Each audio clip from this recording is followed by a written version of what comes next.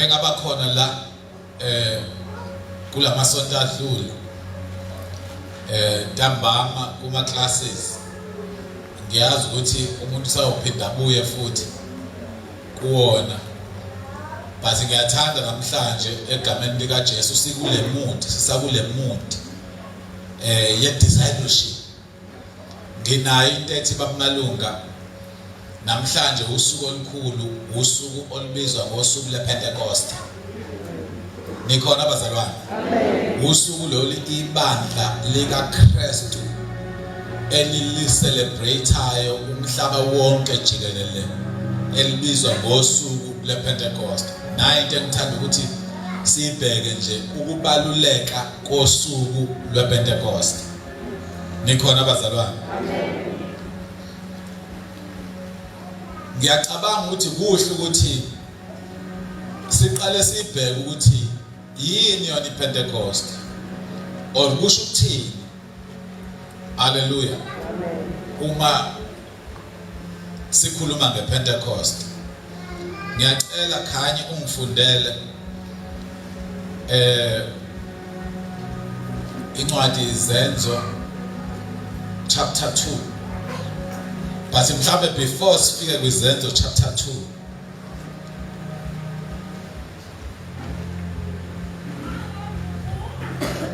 ungafunda uhleli phansi okay ngangifundela from verse 1 Kwathi sekufikile usuku lwePentecoste kwathi selufikile usuku lwePentecost kwathi selufikile usuku lwePentecost usuku lwePentecost sazi njengosuku la ekwehla khona umoya ongcwele angithi bazalwane usuku lwePentecost abantu abaningi balazi njengosuku likamoya nathi njengalamabandla ethu aziwa njengama-Pentecostal churches akuthiwa amabandla akamoya but indaba yePentecost ayiqali la kule ncwadi le yezenzo chapter 2 mawuhlehla bamalunga uya ku chapter 1 amazwi kaJesu wokugcina arecordwe uLuke encwadini yezenzo chapter 1 uthi ngiyacela mangenzeka khanye ungiphenyele khona ngale ungifundele uchapter 1 at least from verse 5 ngokuba uJohane wayebabhaphathisa ngamanzi kepha nina nizakubhaphathiswa ngomoya ongcwele kungakadluli izinsuku eziningi uma bekhala abafundi ngoba bayafuna ukuthi basithole lesithembiso uJesu abathembisa ngaso uthi uJesu uJohane wayebabhaphathisa ngamanzi including naye uJesu owangena emanzini amaningi usethi kodwa into engizoyenza kini ngizonibhaphathisa ngomoya nikhona abazalwane uma sikhuluma ngombhaphathiso siyazi ukuthi sikhuluma ngokucwiliswa uma ethi ngizonibhaphathisa ngomoya noma ngizobhaphathiswa umoya kusho ukuthi anisezocwiliswa emanzini nje kodwa senizocwiliswa nakumoya awusakubonani bazalwane amen ngifisa ukuthi masiphuma la siphume at least sinayi understanding ngayo usuku lePentecost uthi ke seniyocwiliswa ngoba next time angifika abamalunga ntambama kuma classes laba kuzokhuluma nje ngomoya ongcwele abantu bakwazi uku-understanda kahle umoya ongcwele uthi ke ngiyonibhaphathisa ngomoya kuthiwa khona lapho ababebuthene bambuza bathi Nkosi usawubuyisela umbuso ku-Israyeli ngalesi sikhathi na wathi kubo akusikho okwenu ukwazi izikhathi noma imizuzu ubaba akumisele ngamandla akhe kodwa nizakwamukeliswa amandla uthi bona nizakwamukeliswa amandla indaba kamoya ongcwele ingamandla nikhona abazalwane indaba kamoya ongcwele ingamandla next time masibuya sizoyichaza kahle ukuthi lamandla awumoya ongcwele asebenza kanjani noma asizaphi. Hallelujah. Uthi ke niyokwamukeliswa amandla uthi umoya ongcwele esefikile phezulu kwenu nibe ngofakazi bami eJerusalema. Uma umoya ongcwele esefikile kinina nizoba ofakazi bami eJerusalem. Bazalwane ngiyacela ukusho namhlanje kuseni ukuthi into yokuqala umoya ongcwele athi mayesefikile kumuntu ufika umoya ongcwele akuvula umlomo. Hallelujah. Nikhona abazalwane. Khona abantu esithi akufakazwe ngoJesu, abafakazi ngoJesu. Into eyenza abangafakazi ngoJesu ukuthi abakabi naye umoya.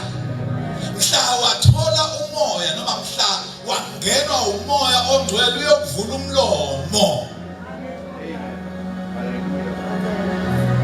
So lithi sikaNkulunkulu mayesafikile yena niyokhuluma ngami niyofakaza ngami. Thiwa naseJudiya lonke naseSamariya kuze kube sekugcineni komhlaba. Uthi uma esefikile inhloso kaJesu ukuthi izwi lakhe alifike emhlabeni wonke, kodwa uyazi ukuthi ngeke lihambe lifike emhlabeni wonke, lidinga amandla, lidinga ipower. Ipower efanele lihambe ngayo ipower elizoyithola through umoya ongcwele. Abaningi benu labahamba ngeimoto, uma ungenawo upetrol usuke ekhaya awukwazi ukusuka ekhaya uze la esontweni mawungenawo petrol. Imoto idinga ipower, idinga amandla. Amandla asusa imoto from point A to point B upetrol. Amandla ekholwa alenza ukuthi likwazi ukuhamba lolu hambo lwethu lokukholwa umoya ongcwele. Nikhona abazalwane? Uthi kwathi eseshilo lokho wakhushulwa bebuka ifu lamsusa emehlweni abo. uJesu eseqeda ukusho lokho wakhushulwa wenyuka. Ngesonto edlule ngolwesine begujwa usuku lolwenyuko. Amabandla amaningi umhlaba wonke jikelele begujwa usuku lolwenyuko ngoba into eyenza ukuthi usuku lolwePentecost likwazi ukuthi lipheleliswe kahle kunezinto ezintathu ezibalulekile. Number 1 kubiza ukuthi akube ukuthi uJesu wafa. Angithi siphumana nePhasikeni. uJesu wafa. Ngiyaye ngithi uma kusuku lePentecost ngithi usuku lokugcina lwesizini yePhasika. Usuku lokugcina kwisizini yePhasika ngoba awukwazi ukuba nosuku lePentecost ungabanga nalo iPhasika. Nikhona abazalwane? So kubiza ukuthi uJesu akube ukuthi wafa, akube ukuthi wavuka, akube ukuthi wanyuka, and then kube usuku lePentecost. Awuyiphinde futhi Izenzo chapter 2 verse 1. Izenzo 2:1. Kwathi sekufikile usuku lwePentecost. Ivale. Kwathi selufikile usuku lePentecost.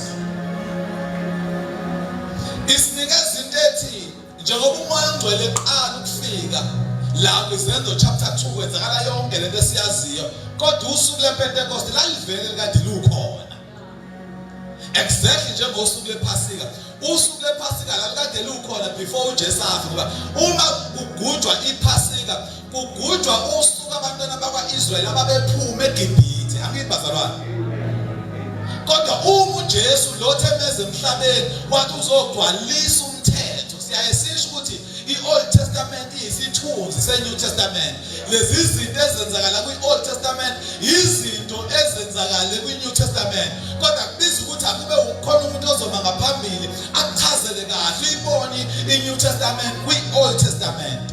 So uma uJesu ezofa kwenzakala lento eyenzakala abantwana bakwaIsrael, kubulawa iwundlu. Nikhona abazalwane? Elithi sikaNkulunkulu akufana umuzi nomuzi kubulawa iwundlu, kuthathwa igazi libhecwe lapha ebondweni lesicaba. Yini kwenzakalani na? Kwenzakala exactly lento uJesu akade ayenza ngesikhathi uJesu efa. Mawubheka kahle kwiNew Testament lithi iBhayibheli umpristi omkhulu wayeseready, wayesephakathi ethempelini. Wenzani umpristi omkhulu? Uzokwenza inkonzo yePhasika. Ayengena njalo ngonyaka endaweni engcwele azofafaza igazi. Nikhona abazalwane? Lithi iBhayibheli ngalelo langa exactly at that moment uJesu wabelenge kaJesu kwangabisabi igazi lesilwane leli umpriest omkhulu ekufanele lifafaze, kodwa kwayigazi lakhe impela uJesu eliphala ngalelo langa, ukuze lokufafaza kwegazi leyilwane kuphelelwe isikhathi, kodwa kube khona ukufafaza kwegazi likaJesu. Igazi likaJesu elaphala leminyakeni eminingi edlule lisenamandla namanje, ingakho sisasindisiwe egameni likaJesu. Waphela umkhosi wephasika labaIsrayeli, kwaqala umkhosi wephasika likaJesu. So masuka siyagubha iphasika, makuthiwa siyemlazi siyemenzi siyogubha iphasika, asagubhi lona lokuphuma kwabantwana bakaIsrayeli eGibhithe, kodwa sesigubha elokuthi uJesu wafa. Ngoba mhlawumbe mina nawe besike sibe nazo izimvu nezihabhu nezinkomo nezimbuzi zokuthi sibulale njalo ngoba imali ayikho, kodwa igazi likaJesu elaphalala ngalesa sikhathi lisenamandla namandla.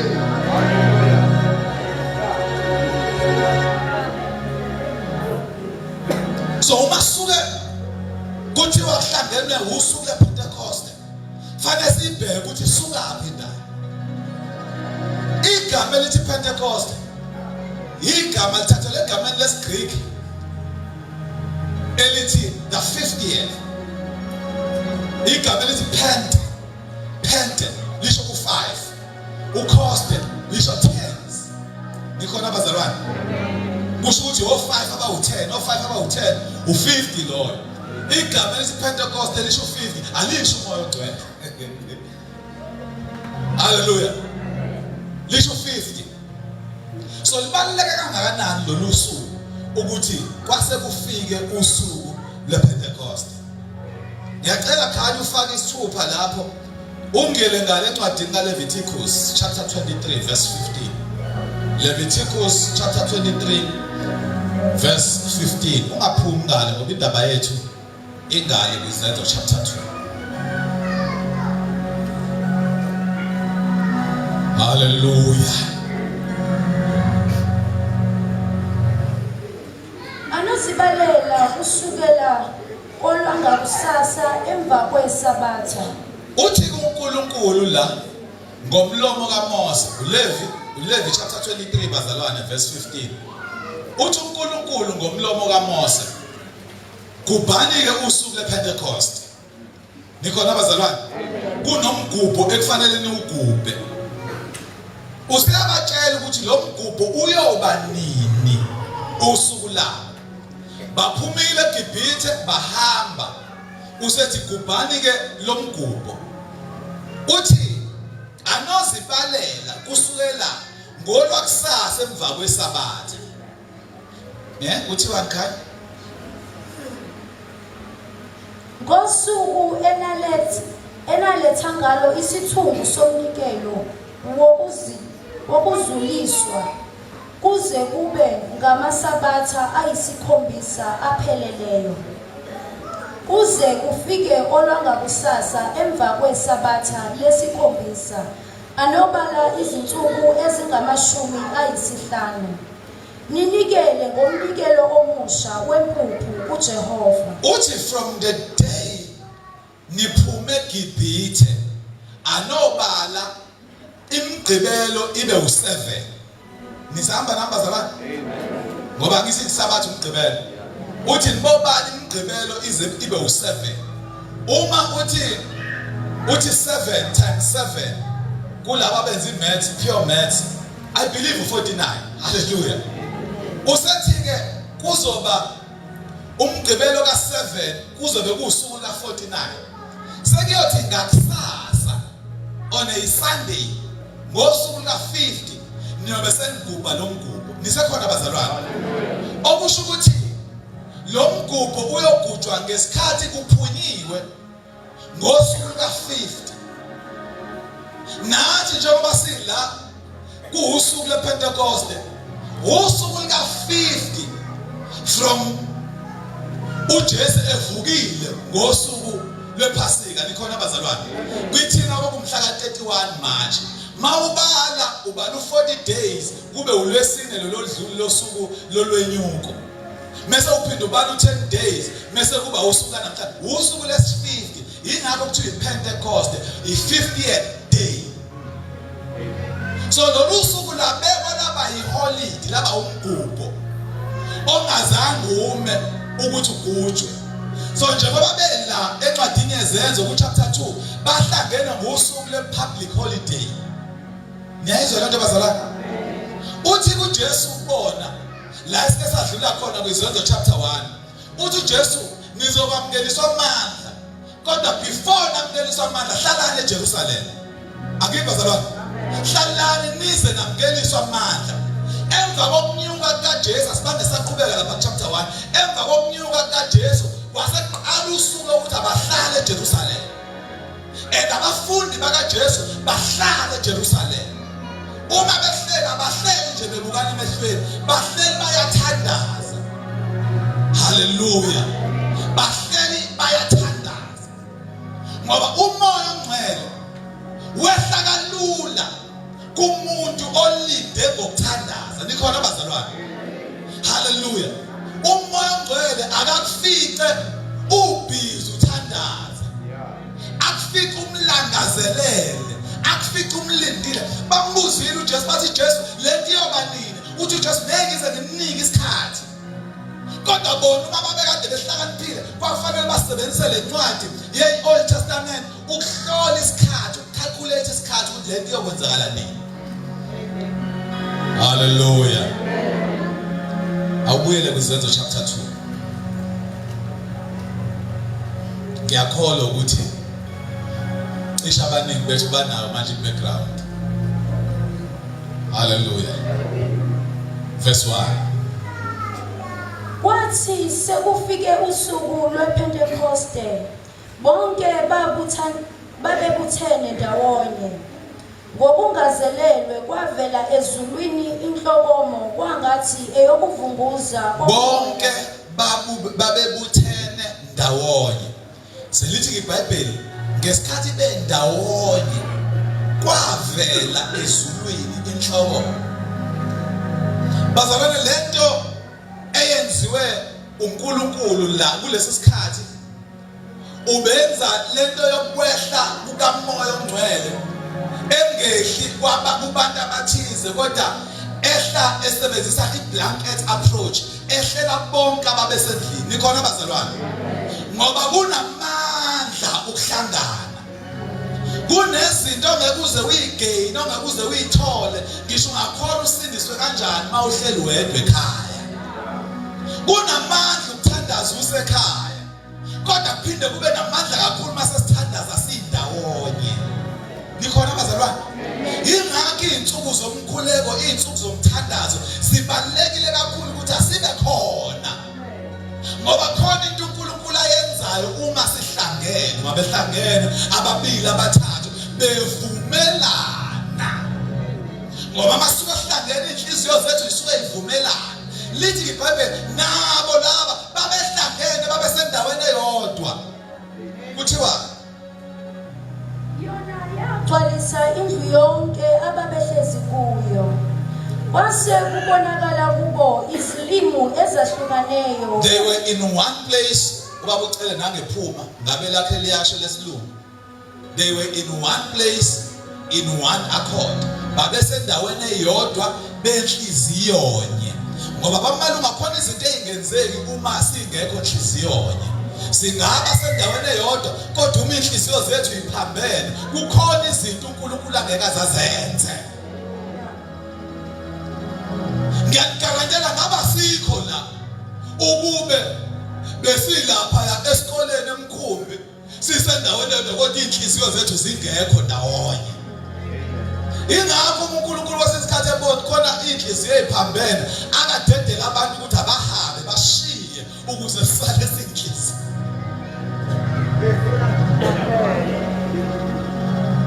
Khona abantu engafunakala ubakhalele uma behamba. Ngoba uNkulunkulu ufuna ukuthi abantu ababenhliziyo kukhona into eyenzakalayo uma abantu benhliziyonye. Babendawonye benhliziyonye. Uyiphinde futhi. Kwase kubonakala kubo izilimi ezahlukaneyo kungathi ezomlilo. Ngesikhathi bendawonye benhliziyonye bethandaza abantu ba-120 labantu bethandaza. Lithi iBhayibheli kwezwa awufundele ngenhla lefu umdumo ngokungazelelwe kwavela ezulwini inhlokomo kwangathi eyokuvunguza komoya onamandla. beyithandazela bengalindele lutho. Lithi iBhayibheli kwavela ezulwini inhlokomo yomoya onamandla, kwavela umdumo omkhulu ezulu. Bona beyithandazela bengalindele lutho. Kwenzakala futhi Yona yagcwalisa indlu yonke ababehlezi kuyo. yagcwalisa indlu yonke, hayi la ehleli khona abefundisi, kodwa yagcwalisa indlu yonke ababekhona. Awangazi wayengekho ngalo langa kwenzakalani, kodwa bonke ababekhona ngoba khona izinto abazana uNkulunkulu akayilethe ebandleni zikufice wena ungekho. Remember lithe iBhayibheli ngiyoyala ibusiso ziyolifuna zilifumane. Ingakho kubalulekile njalo fanele uhlezi ulanga isikhathi ekufanele ngabe sibalanga ngaso ngoba uma uNkulunkulu eyithumela lezi zinto zingaze zikuphuthe mawungekho. Hayi isikhathi akunaso. Isikhathi akunaso bengokufundela lapha kwi-Old Testament. Lithi iBhayibheli uMose kwi-Old Testament wakhuzwa umkhwe wakhe. Wathi umkhwe wakhe weMose uyohlala emasangweni koze kube yini uxazulula inkinga zabantu. Thola amadoda amashumi ayisikhombisa. Angeke bazalwane niyazi indaba. Lithi iBhayibheli wathi uNkulunkulu thola amadoda amashumi ayisikhombisa ngoba lento mayiqala ivela ngoJethro iconfirmwa uNkulunkulu. Uthi uNkulunkulu thola amadoda awu-70. Uma la madoda usuwatholile ngiyothulela umoya wakho Mose kuwona. Ngoba kwesinye isikhathi masisebenza endlini kaNkulunkulu kubalulekile ukuthi sazi ukuthi asisebenzi nje ngomoya kaNkulunkulu, sisebenza nangomoya of a set man. Sisebenza nangomoya wenceke uNkulunkulu ayibeke phambi kwethu. Nikhona abazalwane, uNkulunkulu akasho ukuthi ngiyofaka umoya wami kulabantu abazosebenza nawe Mose. Uthi ngizothatha umoya wakho Mose ngiwufake kubo.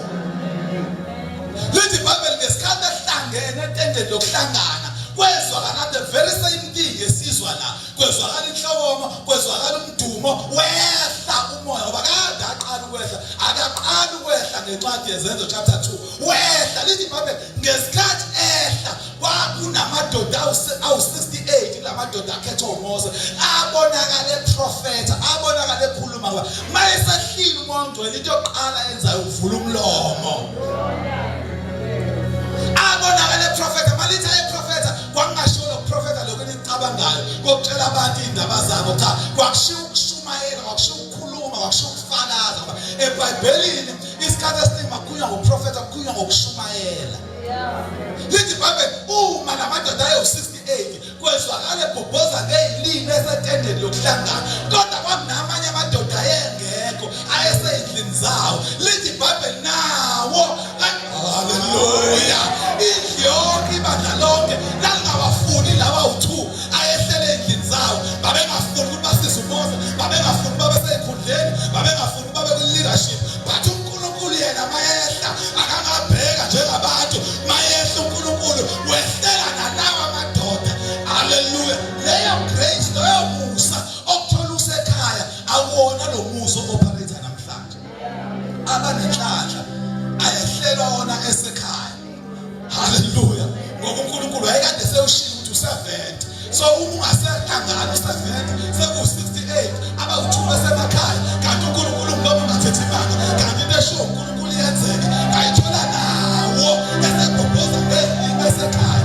Kodwa namhlanje ngithi asibe sendaweni eyodwa, sibe enhliziyonye ngoba umoya uyehla.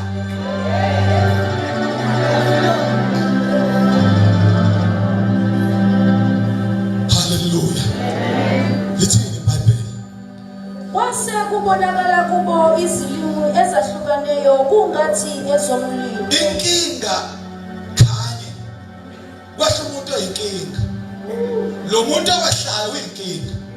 Remember uJesu ukhulume kakhulu ngomoya omgcwele. uJesu ukhulume kakhulu. Uma iOld Testament ibikezela ngoJesu ithi umaluleko omangalisa angithi, ithi umduduzi angithi, ibiza ngamagama ishinto eziningi. Kodwa uJesu mesasitshela ngomoya ongcwele, simuzwa naye ethi uJesu ethi umoya ongcwele uyeza lozayo umduduzi, lozayo umaluleko hawu Jesu ngoba bakuwena njena owawushiwo lamagama. Cha uthi uJesu mesafikile yena uyoniletha kimi. Uthi mesefikile umoya ongcwele uyokhuluma kwami. Ngamamazwi uyospointa kuJesu. Uthi uJesu njengoba nami nginikhomba kuba umoya ongcwele uzobe enikhomba kimi. Umoya ongcwele mesefikile akehlele kubantu abakhombe kwenye indawo. Akekho umoya ongcwele ongasikhombeli kuJesu. Ngisho ngamona umuntu enomoya kunomoya ngathi operator ngawo meke nje washela direction ongasho uJesu akusiyena umoya ongcwele. Akusiyena.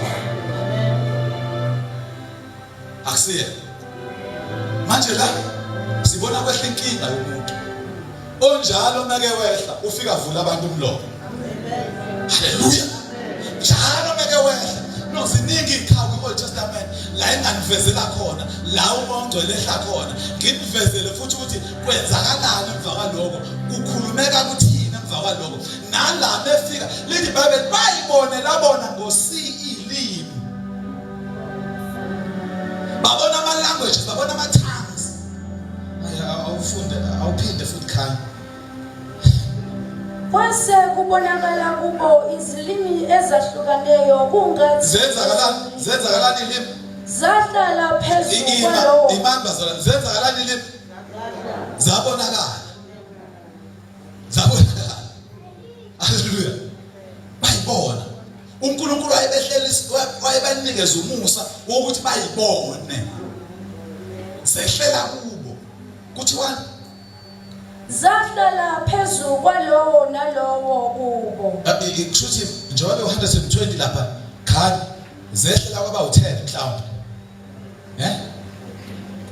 Mhlawumbe zehla babundlovu zehla kwaba bonke bazalwane yiloyo naloyo. Azehlela ngaba 119 zehlela kuloyo naloyo wayekhona. Hayi bazalwane. Zehlela kuloyo naloyo wayekhona. Kuthiwa base begcwala umoya ongcwele. Bona bagcwala umoya ongcwele. Bazalwane umoya ongcwele bayefikile akafiki ufana naqala. Ngiqala ukubona mina umoya kaNkulunkulu kuGenesis chapter 1. Lithi iBhayibheli umhlaba kwakune disorder kwakuwudwa kuhlangena amanzi nomhlaba sinekhumbula indaba bazalwane. Lithi iBhayibheli umoya kaNkulunkulu wayehla enyuka. Lithi he was hovering wayehla enyuka mehla enyuka and then kwezwakala uNkulunkulu ethi let there be akube khona okuthize. Lithi iBhayibheli kwakuba khona umoya ongcwele ngiyaye ngithi na uyi-executor. Umoya ongcwele uyena owenzayo. Makhona into ethizo ifunayo akulangazelela ukuba naye umoya ongcwele ngoba yena mesefikile wenza ubusho bukaNkulunkulu. iBhayibheli lithi we shall lay the hands upon the sick and they shall recover. Siyobeka izandla abagulayo bazophila. Hayi asinawo thina amandla okuphilisa abantu kodwa umoya ongcwele okithi okwethu ubeka izandla yena umoya ongcwele abaphilise. Uma sesikholwa akwanele singenaye umoya ongcwele. Akwanele ukukholwa kwethu akwanele singenaye umoya ongcwele. Thina kahle kahle asifunishe ukuthandaza thina. Mawuke walala nje waqala ukusika nje kube ngathi ungalala kusemnyama. Kodwa mawunaye umoya ongcwele uthi uyalala athi vuka thandaza. iBhayibheli lithi ngisho ukwazi ukuthi siyocela sithini siyothandaza sithini asikwazi thina kodwa umoya ongcwele uyena obubulayo ebubula ngathi.